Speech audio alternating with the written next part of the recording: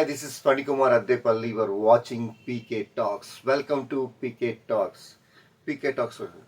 నేను ఒక project work మీద అవుట్ ఆఫ్ స్టేషన్ వెళ్ళాల్సి వచ్చింది. సో స్టేట్ నుంచి చేయలేకపోయాను. ఒక 20 days నుంచి మీకు ఎలాంటి ఐపీఎల్ అప్డేట్ అయిపోయాను. Very sorry. And just now నేను నైటే వచ్చాను నేను. అండ్ మళ్ళీ ఇవాళ నుంచి మన ఐపీఎల్ అప్డేట్స్ కంటిన్యూ అవుతాయి. Okay, welcome to PK talks. నన్ను ఇంతగా ఆదరించిన మీ అందరికీ thank you very much. So మనం ఐపీఎల్ గురించి వెళ్దాం. IPL 2026 season number 19 match number 56కి వచ్చేసాం. ఈ మ్యాచ్ వచ్చేసి GT versus SRH, Gujarat Titans versus Sunrisers Hyderabad.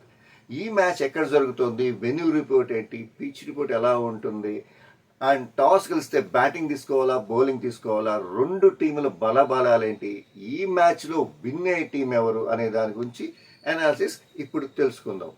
Okay, welcome to PK talks 2026 IPL analysis. This is Phanikumar అడ్డేపల్లి.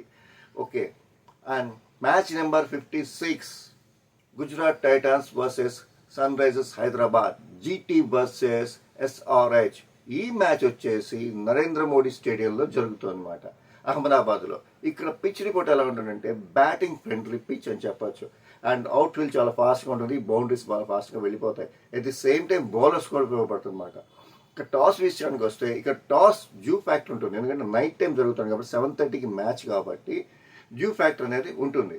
Toss గెలిచిన వాళ్ళు చేసింగ్ తీసుకుంటే చాలా బాగుంటుంది, ఎందుకంటే ప్లస్ అవుతుంది ఇక్కడ.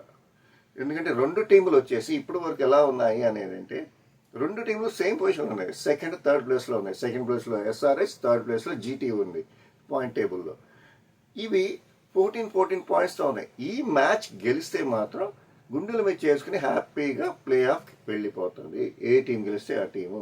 అందుకని ఈ మ్యాచ్ని మామూలుగా తీసుకున్నాం, అంతేగాని ఇదేదో థ్రిల్లర్ మ్యాచ్, ఇక ఫైట్ మ్యాచ్, బ్యాటిల్ మ్యాచ్ కాదు.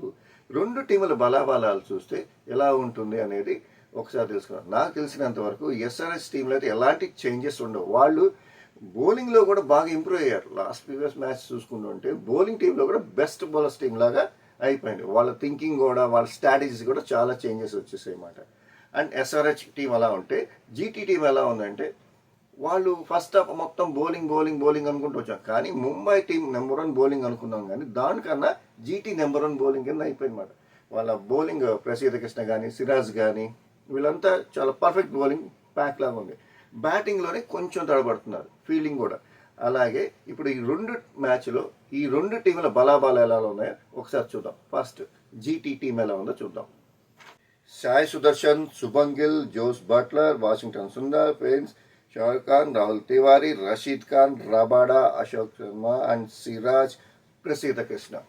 ఇది వీళ్ళ టీం. చేంజెస్ అయితే ఏముండవని అనుకుంటున్నాను. మన బ్యాటింగ్లో ఎలా ఆడతారు ఏంటి అనేది ఒకసారి ఈ మ్యాచ్లో చూడాలి.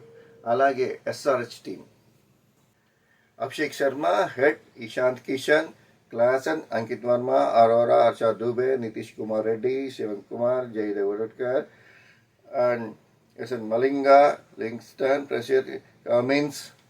అండ్ ఇది వీళ్ళ టీం. వీళ్ళ టీంలో కూడా ఎలాంటి చేంజెస్ ఉండవు. బ్యాటింగ్ పర్ఫెక్ట్గా ఉంది, బౌలింగ్ పర్ఫెక్ట్గా ఉంది, ఫీల్డింగ్గా ఉంది. ఇప్పుడు పీకే టాక్స్ అనాలిసిస్ ప్రకారం ఈ మ్యాచ్లో గెలిచే అవకాశాలు ఎక్కువగా ఎస్ఆర్హెచ్కి ఉన్నాయని చెప్పొచ్చు అన్నమాట. ఈ మ్యాచ్లో ఎస్ఆర్హెచ్ గెలిచే అవకాశాలు ఎక్కువ ఉన్నాయని చెప్పి పీకే టాక్స్ ఒక అనాలిసిస్ మాత్రమే. దీని మీద బెట్టింగ్లో పెట్టుకోకండి, ఎందుకంటే పీకే టాక్స్ ఎప్పుడు బెట్టింగ్స్ని ఎంకరేజ్ చేయరు.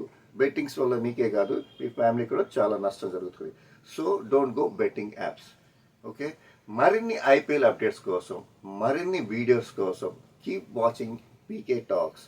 Please subscribe, share, like. ఎందుకంటే మీరు ఎంతమంది సబ్స్క్రైబ్ చేసి లైక్ చేస్తే అంతగా మీకు చేరువవుతాం PK talks. So please like, share, subscribe PK talks.